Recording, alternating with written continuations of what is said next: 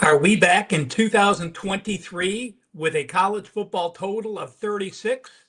Remember that Iowa team that scored 15 points per game and we saw a total under 30 that season? Remarkable. Not quite that low here, but I am breaking down Iowa and Wisconsin.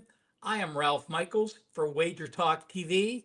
And by the way, I went to the database, and when I looked at totals this low, they have gone 48%. So totals under 37 in college football, 47% to the over, 53% to the under, a slight lean to the under. So if you do like playing these low totals, historically, they have been just above the Mendoza line, showing a profit. The other reason this total is so low, we have offenses that are number 80 and number 110 in yards per play run on offense.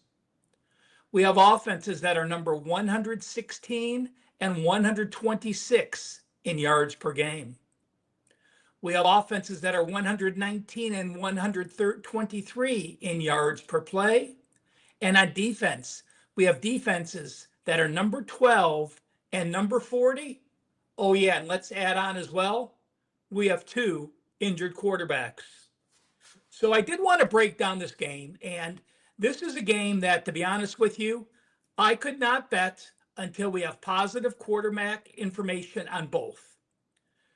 You know, Wisconsin started the season off against Miami of Ohio. Billy Edwards did not play well early. He was like 7 of 16 for 44 yards, and he got hurt. So he's missed the last couple games. They did put up 42 against Middle Tennessee, but they started facing some real competition. What have they done the last 3 weeks? 14 points and 209 yards at Alabama. 10 points, 296 yards, home versus Maryland.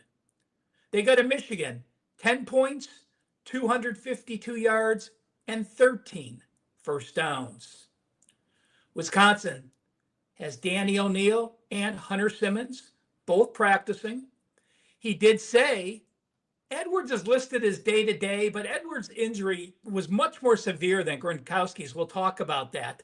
I really don't expect him to play, and I bring that up because the way the line is set with Iowa a 3-point favorite and a total of 36, I think the most likely scenario is Gronkowski's going to play for Iowa, and Wisconsin will not have their starter, Billy Edwards, lining up under center, will give Iowa a significant edge. We look at Wisconsin's defense, not the defense we're accustomed to as well. The last 3 weeks, they've allowed 454, 326, and 445. Now, actually, the Alabama game's not horrible. You allowed 354 yards, the number one passing offense in the country, not good. But the Maryland game, 326 yards. The Michigan game especially, allowing 445 yards, and their pass defense has been weak as well. As far as their sack totals, they're a bit misleading. They had 8 sacks the first 2 weeks against Miami of Ohio and Middle Tennessee at home.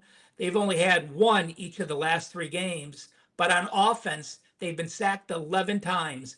That is a 3-11 sack deficit over their last 3 games. We look at Iowa's season. Iowa starts off against Albany, does what they have to do to win. Gronkowski, not good. 9 of 16, 48 yards. They go to Iowa State. Gronkowski banged up in the first game. He plays, not good. 13 of 24, 83 yards. So 2 games, 22 of 40, 128 yards. Now, Gronkowski's no slouch. He's no true freshman. This is the kid that started for 4 years at South Dakota State, and he started 55 games. He just really struggled learning the system.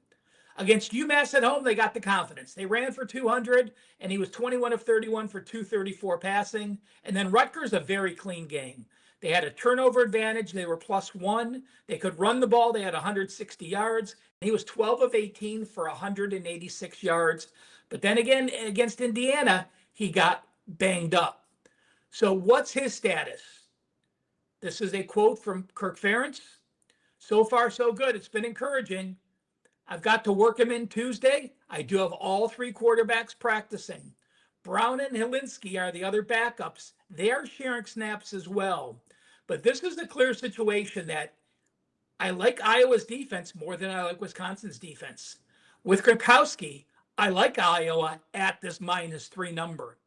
To me, it's a situation that I will be monitoring the Iowa papers. Hawkeye Central does a great job reporting news like that. I don't think we're going to get anything out of Wisconsin. I think Fickle's just going to say, we'll see, game time decision, just to sort of play it out that Iowa has that thought in his head that he might be playing, where Gronkowski is actually much closer to seeing that offense. When I look at the averages, Iowa's average, number 104 on offense, meaning they've been bad. They've actually gained 19 yards per game less than their opponents allow, but their defense is number 7. When you look at Wisconsin averages, they're number 100 on offense and number 31 on defense. Significant edge for Iowa. On the season, the last 2 games, Iowa's been sacked 3 times. And in the last 3 games, they have 10 defensive sacks. That gives them the sack advantage as well. Iowa, close to being a play for me. Gronkowski practices today. We have a positive report. He's a go. You very well may see this on my client card. And by the way, with teams like Wisconsin that are at home, excluding games is a big favorite. So excluding games is a favorite of 17 or more. If you score 10 points or less in back-to-back games, those teams are only 66 and 109 against the spread. That is 38%. Iowa can run better. Iowa has the better quarterback. I have Iowa as the better defense. The line is very favorable at -3. Again, it all hinges on Gronkowski. Guys, hit that like button. Make sure you're following Wager Talk TV on all their social media networks. Over 300,000 people do. And check me out, Weekend Warrior this week, $49 for all of Saturday college football and Sunday NFL. I will have a 5% on Sunday, 6-1, 86% on those plays. And my college football best bets, 4% and 5%, 21-8, 72%.